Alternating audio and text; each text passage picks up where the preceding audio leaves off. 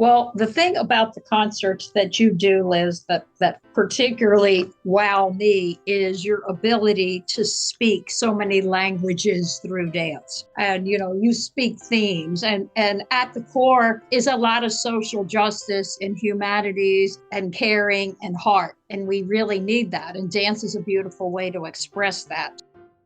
Greetings from Columbia, Maryland, where we are recording Razzle Dazzle Radio, a show brought to you by Howard Community College. I'm Carolyn Kellerman, and I'm here with my co-host, Judy Templeton. The theme of today's show is skipping into spring. Yes, it's all about dance today. Think tiptoeing through the tulips, stepping out on St. Patrick's Day, strutting in your Easter parade, and ambling about the beautiful cherry blossoms in Washington, D.C. Doesn't that sound wonderful? So stay tuned as we meet our superstar guests, Misako, Aoki, and Liz Higgins. Yay, Liz Higgins, we're going to chat with you first. And wow, what can I say about Liz Higgins? She's just the most amazing person. And I love what she brings to the dance department at HCC. And she's always bright and cheerful. And yes, I can just see her stepping out into the cherry blossoms and creating a dance on social justice on the steps of the Capitol. I don't know. She does many things. And what we want to talk to her about first is that she took a sabbatical and she learned about teaching dance, which I know she's already known about, to special population and neurodivergent population and all the populations that we have coming in. So tell us about that experience, Liz. Thank you so much, Judy. Thank you for that lovely introduction. I always appreciate all your kind words, and I'm very happy. You deserve them, so that's all. Same to you.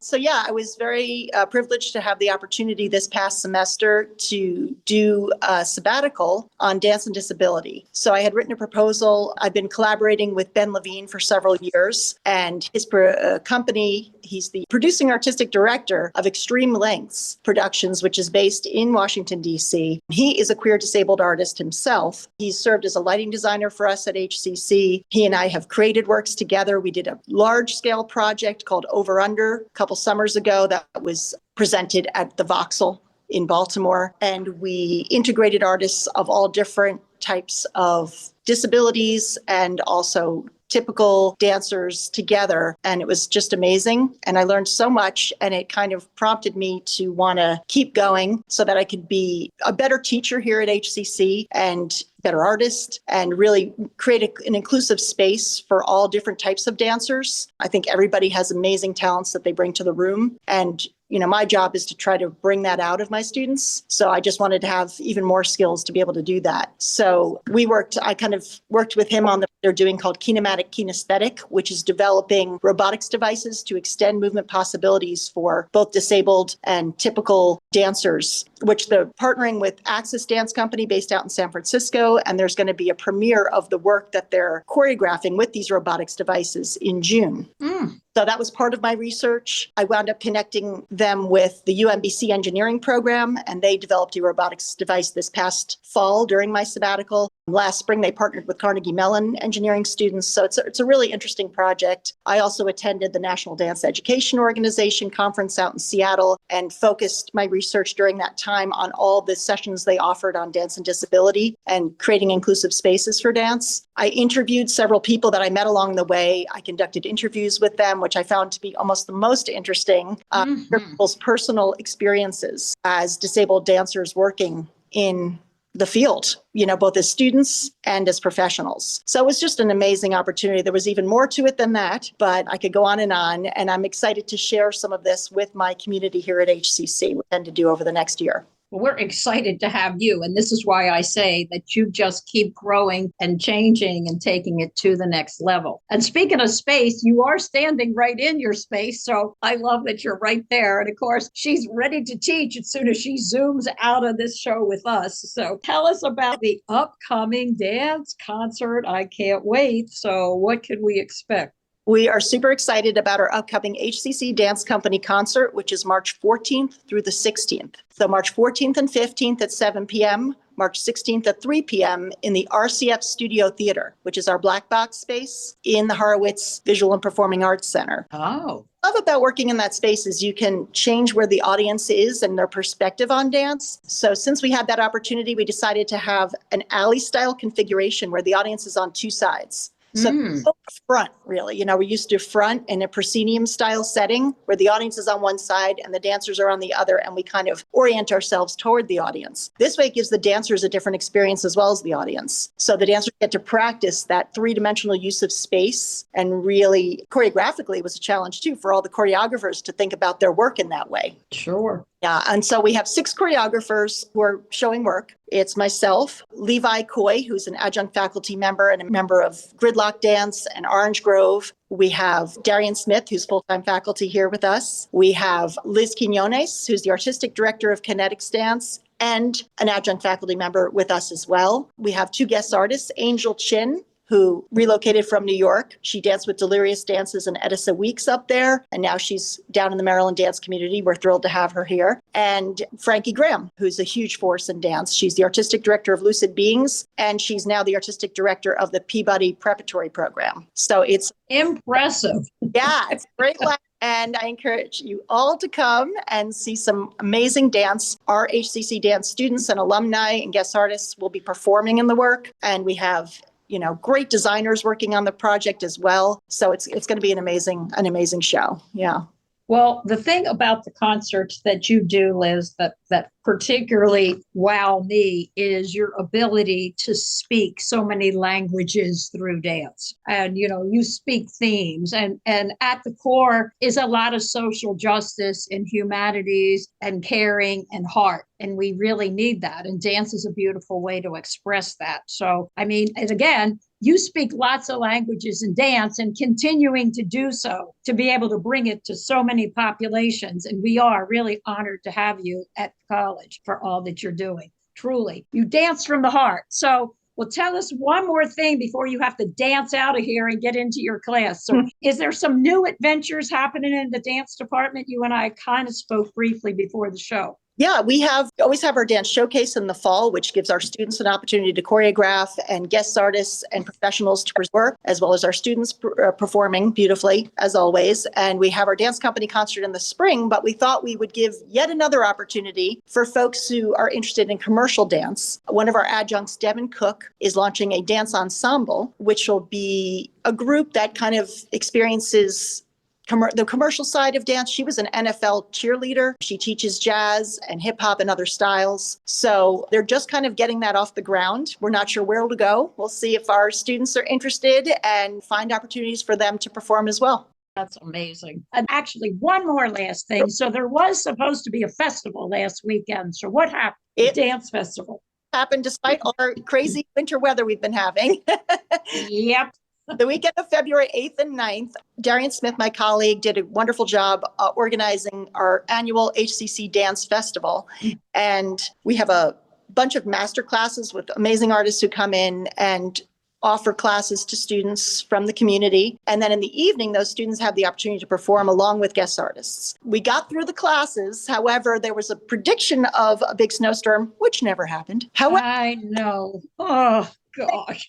Had to close down, and we shifted it to the Sunday on February 9th. Not everybody could perform because some of the folks had commitments, but luckily the show did go on, and several of the artists were there, both the student works and Miguel Ledesma, who's not just an alumni, but also faculty here with us and faculty at Coppin State, and he performed at the concert. So it was lovely, and it all turned out okay in the end. I love it. What a good story. Well, I'm going to let you chasse off to your next class. And Liz, always an honor and a pleasure to talk to you. And so don't forget the dance concert, HCC, March 14th to 16th. Get your tickets now. Can't wait to see it. In the Black Box Theater, too. I'm really excited to see how you're going to stage all that.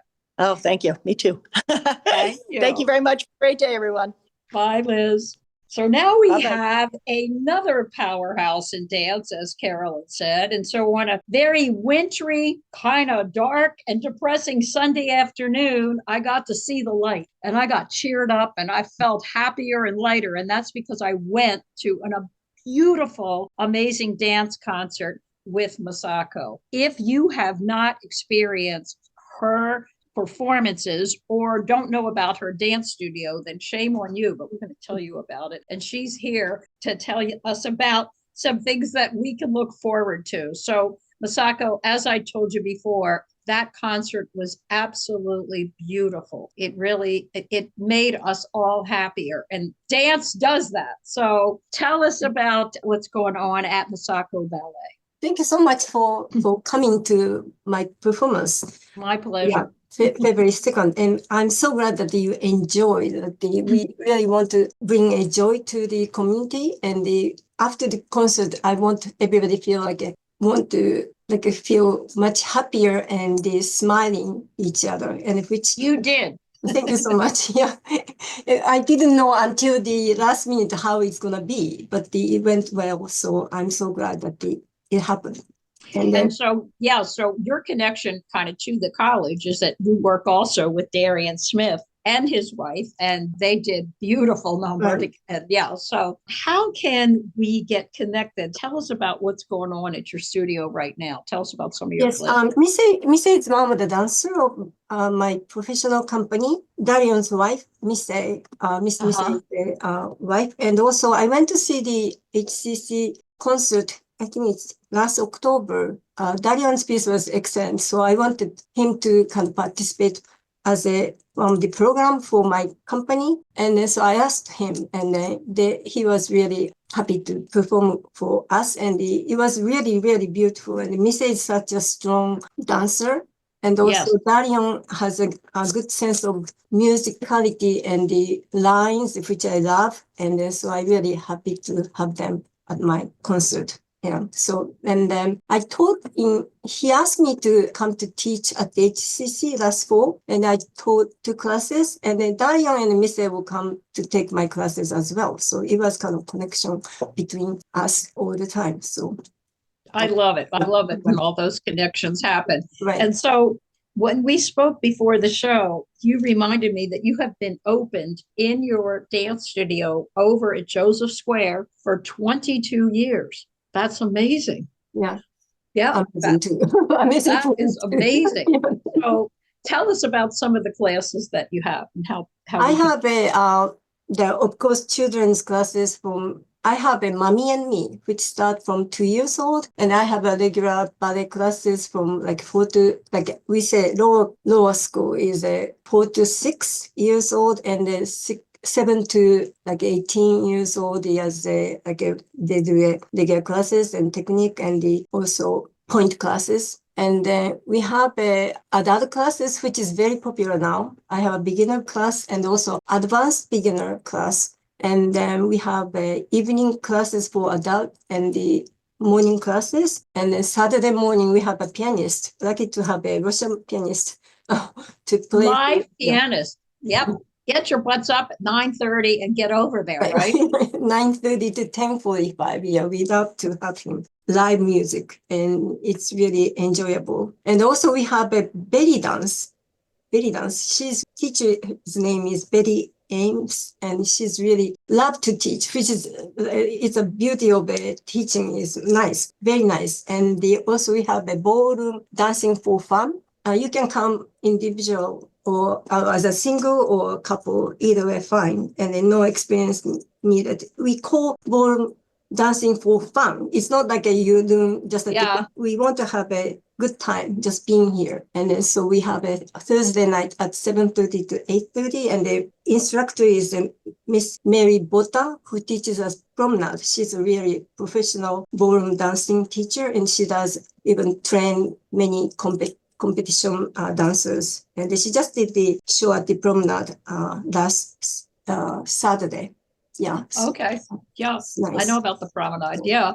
That's great. Wow. What a nice eclectic array of dance classes that you offer. Yeah. So what about for students looking for an experience in the summer? Do you have a dance? Yes, we have a summer camp through the Howard County Parks and Recreation, and we have little ones for like 3 to 5 years, Moana Dance Camp and the Princess Ballet. And also we want to do something different, and so hip hop fusion dance camp. And also I'm Japanese, so I want to do a Japanese songs culture summer camp, which Oh, is that's fabulous. we've been doing like this is the 4th year, and then we do a language songs and even making kimono somehow, sometimes with a paper or sometimes cloth. And then my friend is a singer. She's a soprano, so she teaches how to sing anime song. Anisong, we call anisong, which is songs from anime.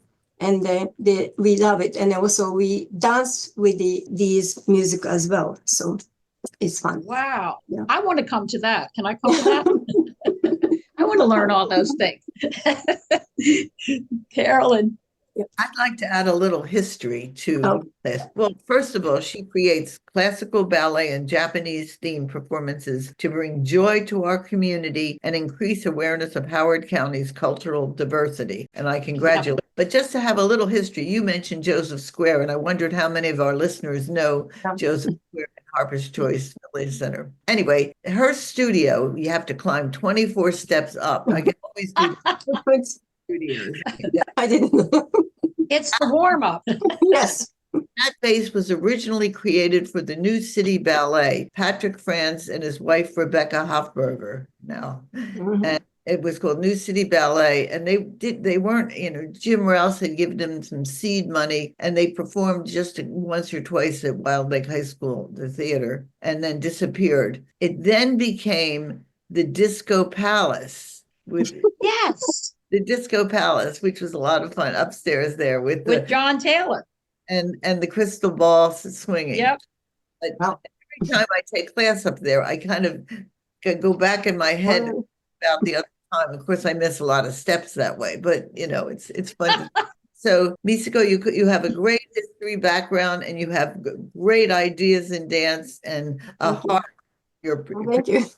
I too was at that concert with Judy and really felt that it was something very special. Oh. And you've discovered a talent of whom I really think is going places, and that's Fumihito Shimiyazu, and I think it adds to your program with him there. And I hope he'll continue to come and join you. I think in the past, he came, this was the 5th time he came from Japan, and he wants to have kind of collaboration with he doesn't speak English well, but just kind of showing, demonstrating, but we know the dance, so we can understand each other. And he really loved that kind of collaboration. And dancers and also students, we have a student company. They really loved him, and it's always laughing all the time, laughing. I love it. Not just kind of you have to do this. They're just laughing all the time, laughing. Which is wonderful. Yeah. Our listeners can't see Misako jumping up and down in her chair. I know. She's dancing in her chair. Carolyn, thank you so much for reminding us of that rich history that you and I remember so well. I mean, that just even makes it more fun to go there. And it's perfect. 24 steps are all warmed up once you get up there, right? So you've already done a few pliés and so forth. And yes, it is just absolutely some wonderful memories of the times that studio's had. So how appropriate, Misako, that you have put such a great new energy in it and all that you continue to do. And just like Liz, you just keep growing and changing and meeting the needs of our whole population and offering us beautiful dance. And so please don't stop. Please just no pressure. Just keep going. But there's so many different classes. So please check out Misako Ballet at Joseph Square, as Carolyn has reminded us. And Carolyn, you have anything more before we have to go? Yes, we want to make sure that Misako talks about the Japanese festival. If you go down to see the cherry blossoms, you can also go to the Smithsonian. Help me out here. Yeah. Oh, great. Thanks. Yeah, American Art Museum, March 22nd. Right. And you can see the company dance. Yeah, company, yes. Cherry blossoms and the company dance. That's a pretty good combination, huh? If they're out, right? Yeah. Early March 15th, you can go step into St. Patrick's Day Parade in Baltimore, which is always a lot of fun. Mm-hmm. And a lot of Irish step dancers perform in that, and fun to see. Yeah. Absolutely. So to quote your column, Carolyn, that you wrote for many years, gotta move, gotta dance. We have so much to offer here and we're so rich in dance culture. And thank you so much for being a part of that, Misako. And again, bringing a very, very refined form of dance to our community. Carolyn, it's been a blast. And so until next time, it's Razzle Dazzle Radio. Check out Misako. Come on over to the college and dance with Miss Liz too. Thanks for listening to Dragon Podcasts. Connect with us at podbean.com/dragonpodcasts.